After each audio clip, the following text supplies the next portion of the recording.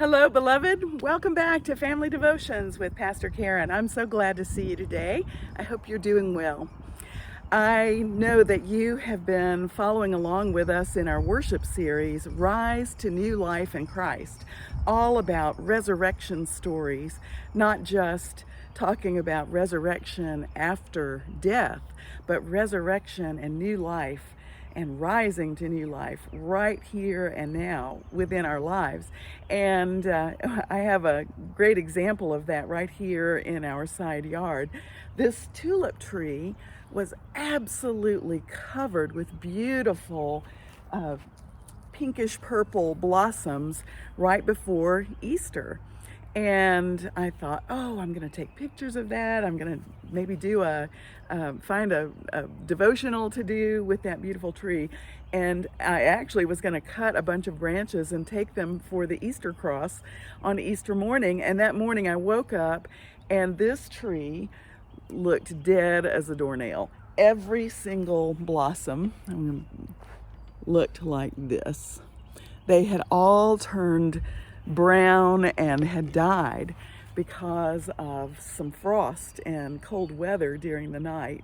And I was so disappointed, and I thought, oh, we've lost the tulip tree, or at least we've lost all the new life, the beautiful life, the blossoms on this tree for this year. But guess what?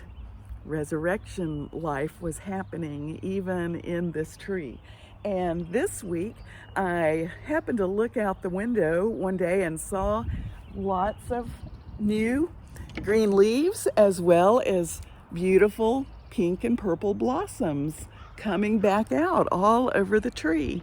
It's just a reminder from God, and we see it all throughout nature, that what looks and feels and seems dead to us, gone, no chance of continuing life, no chance of being restored, suddenly can spring back into life through God's resurrection power.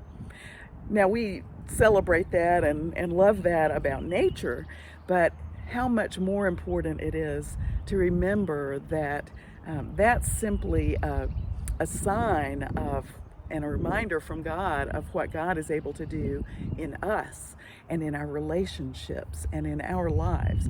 That's the really most important resurrection and new life that can happen.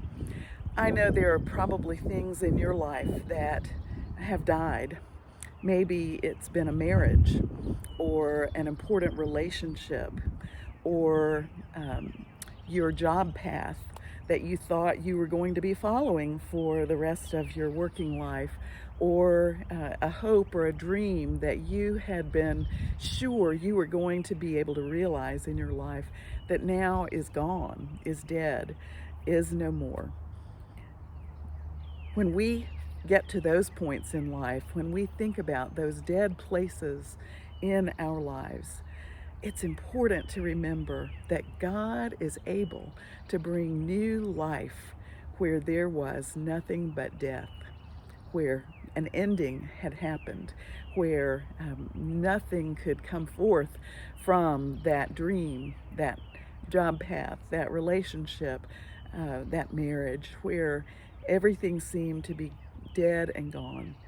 And yet, through God's resurrection power, we are able to rise to new life in Christ in so many ways.